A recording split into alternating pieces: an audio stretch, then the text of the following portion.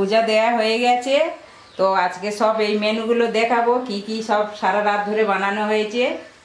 নমস্কার বন্ধুরা, কেমন আছো? আশা করি সবাই ভালো আছো। তোমাদের আশীর্বাদে আমিও অনেক ভালো আছি।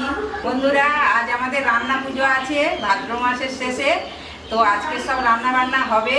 তো এই ভিডিওটা নিয়ে তোমাদের সামনে চলে এসেছি। তো দেখতে থাকো বন্ধুরা। গোটা সবজি দেখো, এদিকে সব ধুয়ে রেখেছি, এবার সব কেটে কুটে নেব। সব এখন গোটা ধোয়া হয়ে গেছে, আলুগুলো ছিলে রেখেছি। এদিকে আছে বেগুন, পটল আর আলু, ভেন্ডি, ঝিঙে, চিচিঙ্গে, কাঁচকলা। তবে এগুলো সব ভাজা হবে, তারপরে হবে ডাল চচ্চড়ি। এটা হবে লাউ ঘ্যাট, পুঁই শাক ঘ্যাট। বন্ধুরা, গোটা সবজি তো দেখিয়ে দিলাম, ওগুলো সব কাটা হবে। তবে এবারে মাছ চিংড়ির দিকে যাব, কেননা এ মাছ চিংড়ি লাগে এই পূজাটায়। তো এদিকে আছে বড় বড় চিংড়ি, আর এই চিংড়ি মাছগুলো দেখো বন্ধুরা অনেক বড় বড়। আর এদিকে আছে রুই মাছ। তো এই পূজাটায় আমাদের মাছ চিংড়ি লাগে, তাই আমরা এইগুলো এক সাইড করে এখন রেখে দিয়েছি। বন্ধুরা, এই সবজিগুলো যে দেখলে তোমরা, এই সবজিগুলো আমরা এক এক করে সমস্ত কেটে নেব। কাটার পরে আবার আমরা মোটামুটি ফিরে আসবো তোমাদের সামনে। পুরো রাত চলতে থাকবে বন্ধুরা, তোমরা দেখতে থাকো। আমাদের সকাল হয়ে যাবে রান্না করতে। এখন বাজে 7টা, এই 7টায় থেকে শুরু করবো সব। বন্ধুরা, এদিকে তো আমি গ্যাস জ্বেলে দিয়েছি, প্রথমে ভাত বসিয়ে দিয়েছি। তবে ভাতটা হবে আতপ চালের। চাল রেখে দিয়েছি, জলটা একটু গরম হয়ে গেলে তারপরে চালটা ধুয়ে দেবো। সব মশলাগুলো বেটে নিয়েছি, মশলাগুলো আমি দেখাবো। তো এটা আছে জিরে ধনে বাটা, এক জায়গায় করে বেটে নিয়েছি বেশ অনেকটা পরিমাণে।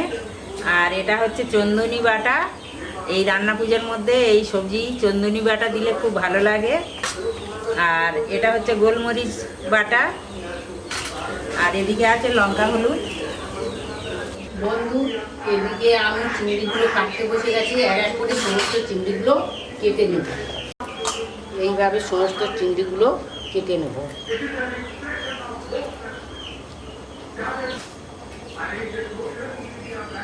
বন্ধুরা, সবজিগুলো সব কাটা হয়ে গেছে। এদিকে আমি আলুগুলো মশলা মাখিয়ে আলুগুলো ভেজে নিচ্ছি।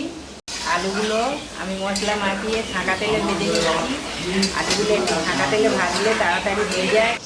বন্ধুরা, এখন হচ্ছে 12টা বাজতে যায়। তো এখনো আমাদের রান্না হচ্ছে।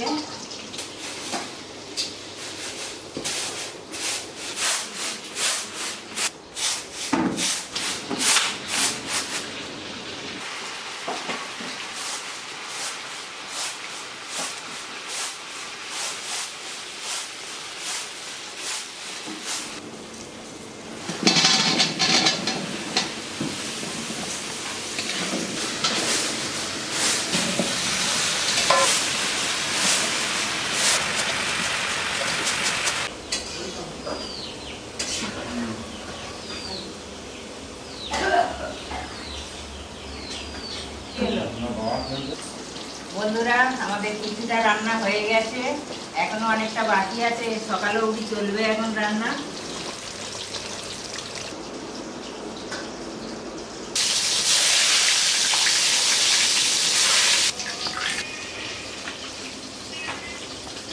বন্ধুরা, সবজিগুলো ভাজা হয়ে গেলে এবার পিঠেটা বানাবো। তার জন্য পিঠের আটা লাগানো হচ্ছে। অনেক সবজি বাকি আছে রান্না করতে।